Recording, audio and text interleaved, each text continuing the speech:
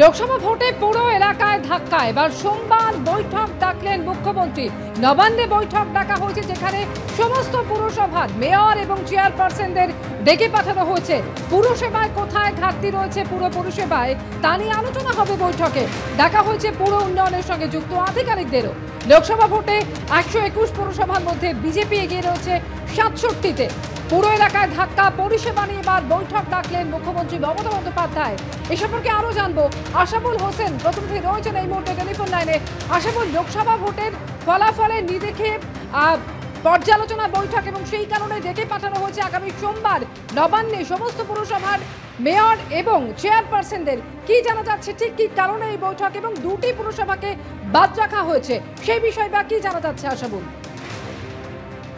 দেখো অমৃতা, তোমাকে প্রথমে বলি যে সোমবার বেলা 4টের সময় নবান্ন সভাঘরে এই বৈঠক ডেকেছেন মমতা বন্দ্যোপাধ্যায় এবং বৈঠকে রাজ্যের সবকটি পৌরসভা এবং যে 7টি কর্পোরেশন রয়েছে, মিউনিসিপ্যাল কর্পোরেশন, তাদের মেয়রদেরও ডেকে পাঠানো হয়েছে। তবে ঝালদা এবং তাহেরপুর পুরসভা এই দুটোকে বাদ রাখা হয়েছে। এই দুটি পুরসভায় তৃণমূলের কোনো ভোট নেই, এটা বিজেপির দখলে রয়েছে এবং এই কেন তাদের দুজনকে ডাকা হলো না এই দুটো পুরসভাকে, তা নিয়ে প্রশ্ন তুলেছেন শুভেন্দু অধিকারী। এবং যেটা জানা যাচ্ছে, মূলত পুর এবং নাগরিক পরিষেবা এই বিষয়গুলোকে নিয়ে পর্যালোচনা করার জন্যই মমতা বন্দ্যোপাধ্যায় এই বৈঠক ডেকেছেন। তুমি জানো যে সামনে বর্ষা আসছে, বর্ষা মানে ম্যালেরিয়া, ডেঙ্গুর প্রকোপ বাড়ে, এছাড়া বিভিন্ন জায়গায় জল নিকাশির সমস্যা বাড়ে। ফলে এই বর্ষার আগে যাতে আগাম সতর্কতামূলক ব্যবস্থা হিসাবে নাগরিক পরিষেবা কোনো অবস্থায় ব্যাহত না হয়, রোগের প্রকোপ না বাড়ে, সে ব্যাপারে সবাইকে সতর্ক করতে চান মমতা বন্দ্যোপাধ্যায়। সেই নিয়ে মূলত এই বৈঠক ডাকা হয়েছে।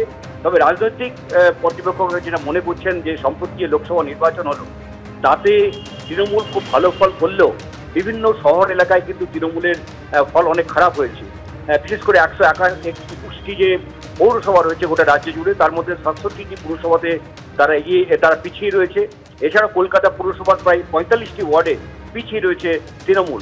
কেন এ ধরনের ঘটনা ঘটলো তা নিয়ে ইতিমধ্যেই তৃণমূলের শীর্ষ স্তরে পর্যালোচনা চলছে এবং সেই পর্যালোচনা থেকে যেটা জানা যাচ্ছে যে বিভিন্ন এলাকায় অন্যান্য কারণের পাশাপাশি পুরো পরিষেবায় ঘাটতি, বিভিন্ন কাউন্সিলরদের তাদের কার্যকলাপ অনেক মানুষের পছন্দ হয়নি এবং সেই কারণে এই ধরনের ফলাফল ঘটেছে।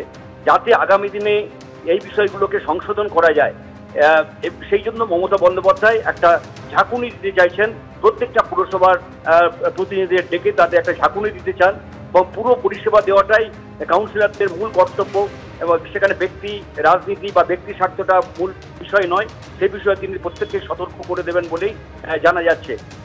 একদিকে নাগরিক এবং পুরো পরিষেবা যাতে সাধারণ মানুষ ঠিকভাবে পায়, অন্যদিকে কাউন্সিলরদের আচরণের পরিবর্তন হওয়া, এইসবের জন্যই তিনি ডেকেছেন। তুমি জানো যে বৃহস্পতিবার নবান্নে একটি বৈঠক হয়েছিল এবং সেই বৈঠকে বিভিন্ন দপ্তর এবং রাজ্যের শীর্ষ আধিকারিকদের এই বৈঠকে ডাকা হয় এবং তাতে তিনি পুরো পরিষেবা নিয়ে মুখ্যমন্ত্রী উষ্মা প্রকাশ করেছিলেন।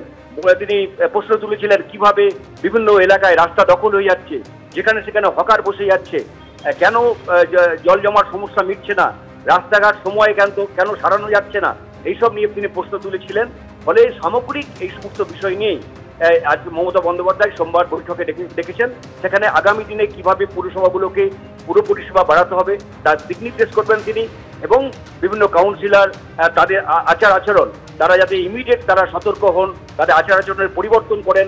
পুরো পরিষেবায় তাদের একমাত্র মন দেওয়া উচিত, ব্যক্তির স্বার্থে কাজ করা ঠিক নয়।